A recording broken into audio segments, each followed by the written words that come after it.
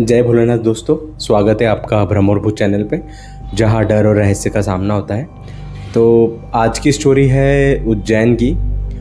और आज हम मेडअप नेम यूज़ करने वाले हैं क्योंकि जिन्होंने हमसे स्टोरी शेयर करी वो मेरा क्लोज़ फ्रेंड है और वो नहीं चाहता कि स्टोरी मीन्स मतलब उसका रियल नेम और आइडेंटिटी रिवील हो, ताकि उन लोगों को इन फ्यूचर कुछ दिक्कत वगैरह हो। सो स्टोरी है नवरात्रि की। हम मैडम नेम रख लेते राहुल, और राहुल की सिस्टर का नाम रख लेते हैं नेहा। राहुल हमें बताते हैं कि नेहा बहुत ही सुंदर लड़की है और उसका उसका माता रानी के प्रति बहुत ही श्रद्धा और विश्वास है।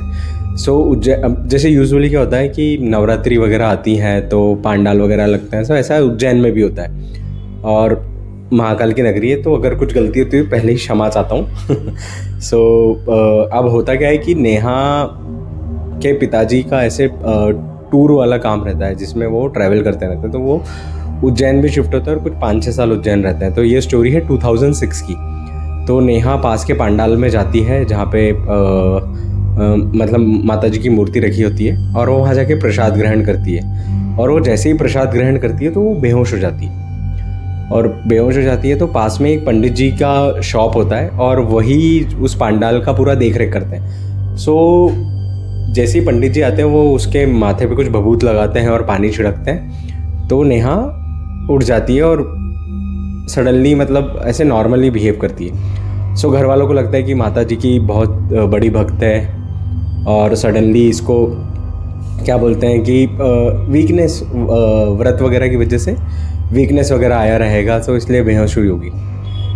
नेक्स्ट डे वहाँ पे उस पांडाल के आसपास फिर गरबा वगैरह भी करती है नेहा, और राहुल भी जाता है यूजुअली ऐसे दर्शन वर्शन करने क्योंकि घर के पास में है।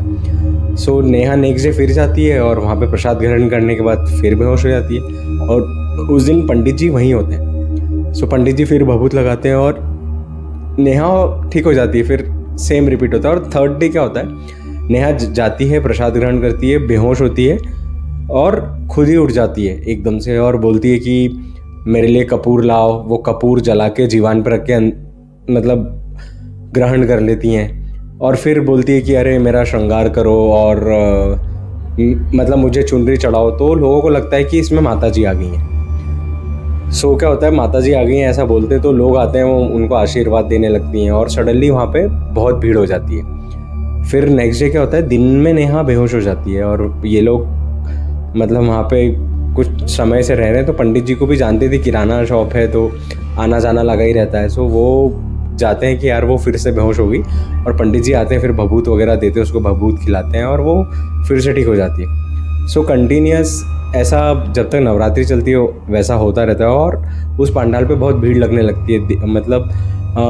ऐसा बोला जाता है कि नेहा को माता जी आती है तो सब आशीर्वाद लेने आते हैं और माता जी राहुल बताते हैं कि नेहा के फेस पे बहुत तेज था। ऐसा लगता था कि साक्षात माता जी विराजमान है नेहा में, इतना तेज था और इतनी बहुत अच्छे से मुस्कुराहट से नेहा सबको आशीर्वाद देती थी। तो ऐसा बिल्कुल लगता था कि माता जी ही वहाँ पर है। अब हुआ ये कि नवरात्रि निकल जाती है, अष्टमी पे बहुत जगह से उसको बुलावा आता है कन्या भोज के लिए। अष्टमी नवमी पे वो जाती है, टिल शरद पूर्णिमा तक ऐसा चलता रहता है।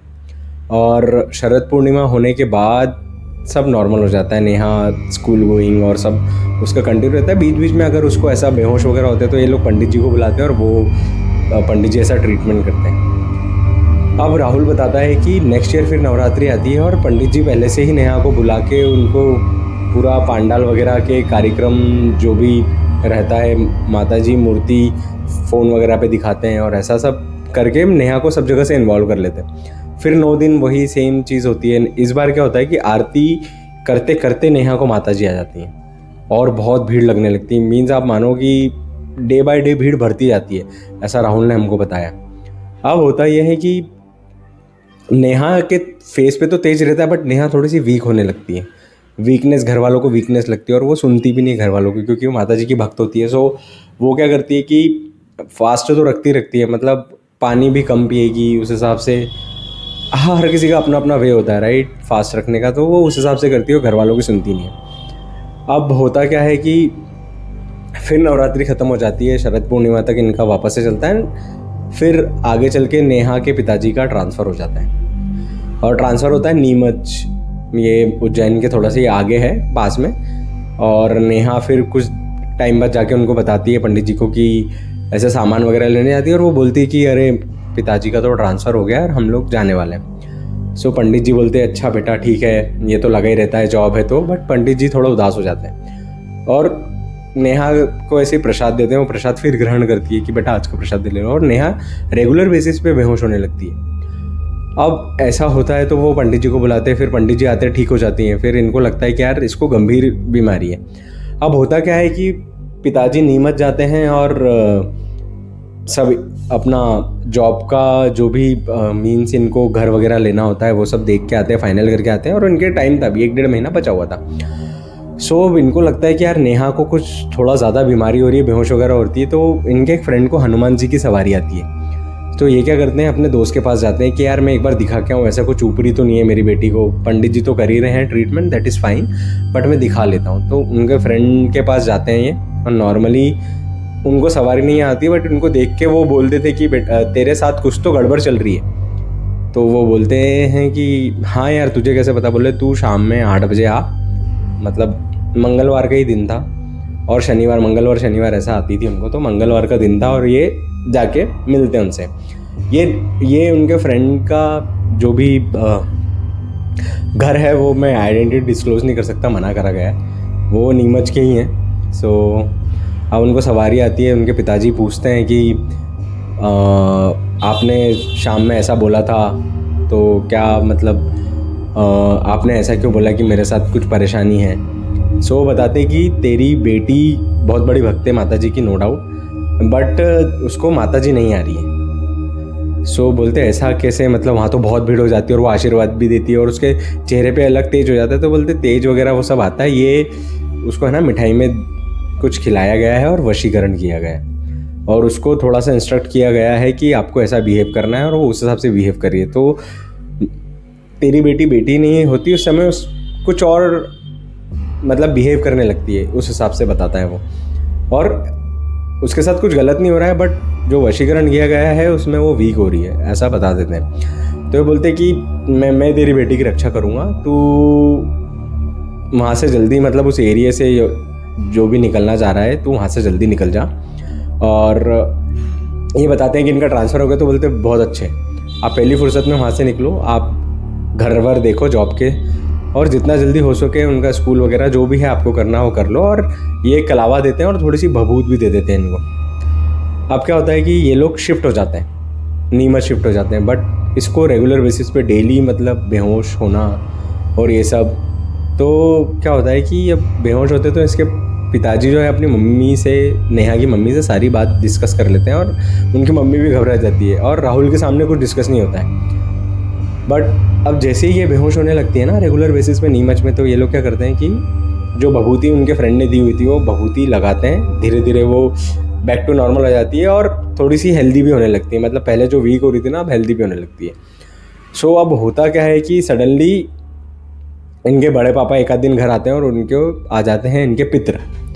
अब पितर आते हैं तो वो बताते हैं कि मेरी बच्ची के साथ गलत हुआ है इन द सेंस उसके ऊपर वशीकरण करा है, और तुम लोग ध्यान नहीं देते हो इसका, ऐसा करके डांटने लगते हैं लोगों को, और बोलते तुम लोग मुझे भी नहीं पूछते हो इसलिए मैं मदद नहीं कर पाया। अब मतलब बड़े पापा थे वो तो पूजा पाठ करते होंगे, लेकिन ये नहीं करते होंगे। तो उनको बोला गया कि तुम मुझे मेरे बच्चों की रक्षा करनी होती है, लेकिन तुम लोग मुझे नहीं पूछते हो, मैं इस कारण से ये मेरी बेटी की रक्षा नहीं कर पाया, लेकिन अब तुम मुझे भी पूछना चालू करो तो मैं मेरी बेटी की रक्षा करूँगा और इसको आने वाली हर तकलीफ़ों से बचाऊँगा। तो अब होता ये है कि ये लोग पूजा पाठ करते हैं, और आखिरी में मैं आपको बताता हूँ कि नेहा तो ठीक हो जाती है। अब उनके जो फ्रेंड होते हैं उन्होंने ये बताया था, उन्होंने नाम भी बता दिया था पंडित जी का कि ये फलाना फलाना बंदा है, इसने तेरी बेटी को पहले भभूत लगाई और ठीक कर दिया, तुम लोगों को लगा ठीक हो गई, बेहोश हुई थी तो, बट उसके बाद रेगुलर बेसिस पे वो मंदिर वगैरह जाती रही होगी, तो उसको प्रसाद खिलाया और